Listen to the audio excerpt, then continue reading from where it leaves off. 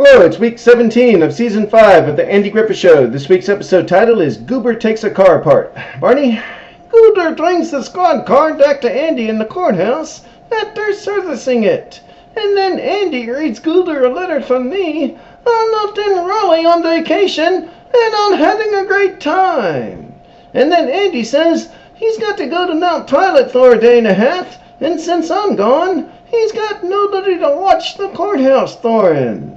And Goober says he can do it, and so Andy reluctantly says okay. And Goober says he'll meet Andy here early Wednesday morning when Andy has to leave. But come Wednesday morning, Goober's not there, so Andy calls down to the filling station to see whether he's there, and when Wally says he is, Andy goes down there. And Goober says he'll come right down to the courthouse after he finishes working on this carburetor.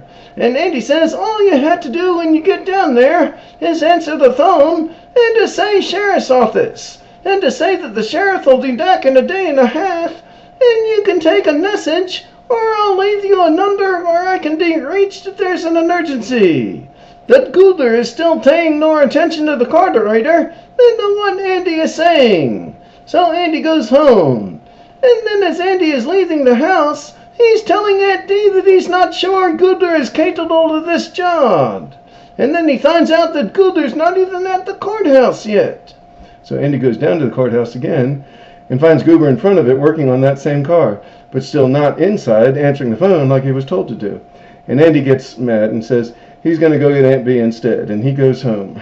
And Goober comes to Andy's house and says, "Give me one more chance. I finished that guy's car." So Andy says, "Okay, but do not leave that courthouse." And then Goober starts walking to the courthouse. But then that same guy picks up Goober as he's walking and says this car still isn't fixed right.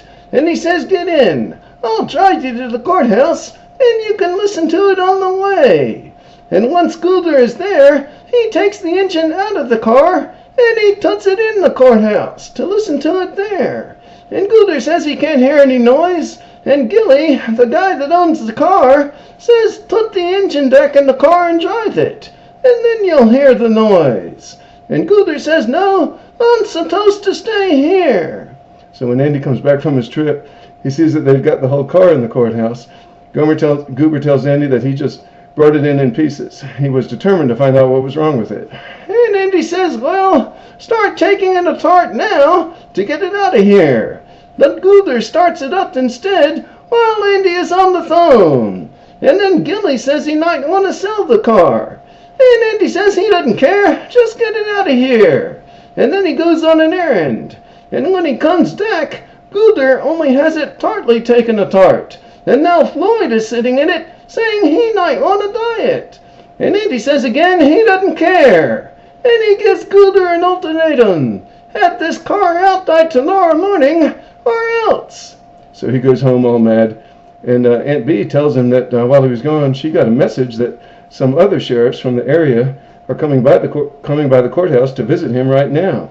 So Andy rushes down there, hoping the car is gone, but instead Goober has it back together again to show Floyd what it looks like before Floyd decides to buy it. And the other sheriffs walk in, and Andy lets them believe that it's an exhibit for a traffic safety program, because Goober had said that Gilly always drove it so fast. And they want Goober to do something like this for them in Siler City.